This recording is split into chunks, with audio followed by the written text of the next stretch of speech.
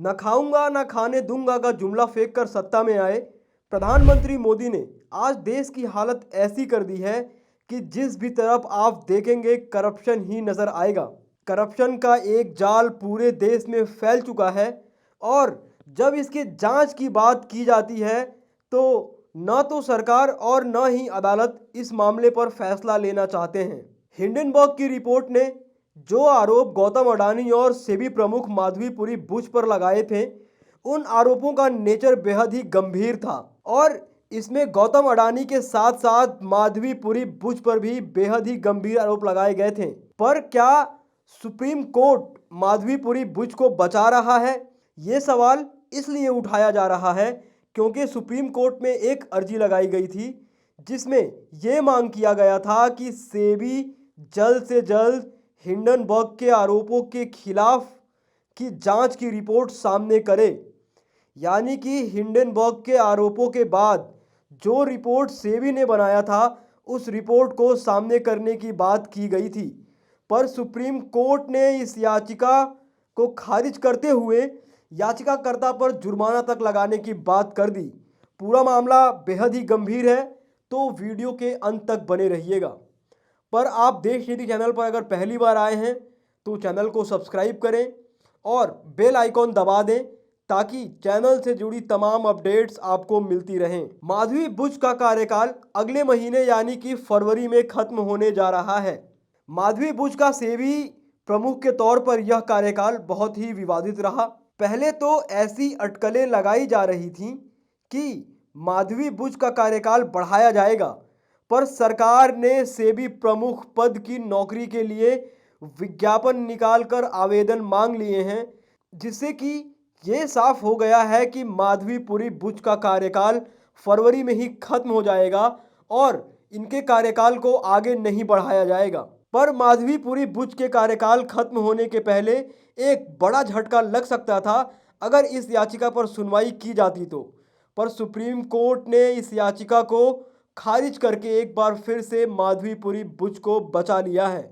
जनवरी 2023 में हिंडनबर्ग ने एक रिपोर्ट जारी कर अडानी ग्रुप पर स्टॉक में हेरफेर का आरोप लगाया था। अमेरिका स्थित हिंडनबर्ग रिसर्च ने 24 जनवरी 2023 को अडानी समूह को लेकर एक रिपोर्ट जारी की थी।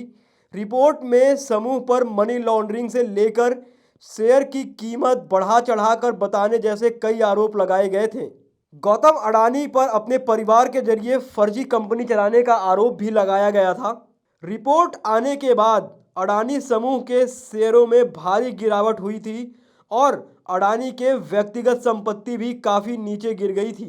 पर अडानी ग्रुप ने इन आरोपों को दुर्भावनापूर्ण, भ्रामक और सार्वजनिक रूप से उपलब्ध जानकारी का गलत चयन बताते हुए खारिज कर दिया था। अडानी ग्रुप ने कहा था कि यह तथ्यों और कानून की उपेक्षा करते हुए व्यक्तिगत लाभ के लिए की गई साजिश है। एडवोकेट विशाल तिवारी ने यह याचिका दाखिल की थी जिसमें कि ये मांग किया गया था कि सेबी की ये जो रिपोर्ट है हिंडनबर्ग के आरोपों के बाद उन आरोपों को पब्लिश किया जाए। एडवोकेट विशाल तिवारी ने पिछले साल सुप्रीम कोर्ट के रजिस्ट्रार के समक्ष भी याचिका दाखिल कर सेबी को अडानी ग्रुप पर हिंडनबर्ग के आरोपों की अंतिम रिपोर्ट प्रस्तुत करने का निर्देश देने की मांग की थी। उन्होंने हिंडनबर्ग के नई रिपोर्ट के आरोपों के जांच की भी अपील की थी। याचिका दायर करने वाले वकील विशाल तिवारी ने सुप्रीम कोर्ट के 3 जनवरी के आदेश का हवाला दिया जिसमें सेबी को 3 महीने के भीतर ही अपनी जांच पूरी करने का निर्देश दिया गया था। हालांकि उसी आदेश में अदालत ने हिंडनबर्ग के आरोपों के आधार पर आगे की कार्रवाई को अनिवार्य करने से इनकार कर दिया था। रजिस्ट्रार ने यह कहते हुए याचिका खारिज कर दिया था कि यह मुद्दा शीर्ष अदालत के जनवरी के फैसले में पहले ही तय किया जा चुका है। इसके बाद तिवारी ने रजिस्ट्रार के आदेश की चुनौती दी जिसे आज सुप्रीम कोर्ट ने सही ठहराया, यानी कि इस याचिकाकर्ता के याचिका को खारिज कर दिया गया। अदालत ने उन याचिकाओं को भी खारिज कर दिया था जिसमें अडानी ग्रुप के खिलाफ एसआईटी बैठाने की मांग की गई थी। यानी कि इन याचिकाओं में मांग किया गया था कि गौतम अडानी के खिलाफ स्पेशल इन्वेस्टिगेशन टीम का गठन किया जाए जो इन आरोपों का जांच करेगी।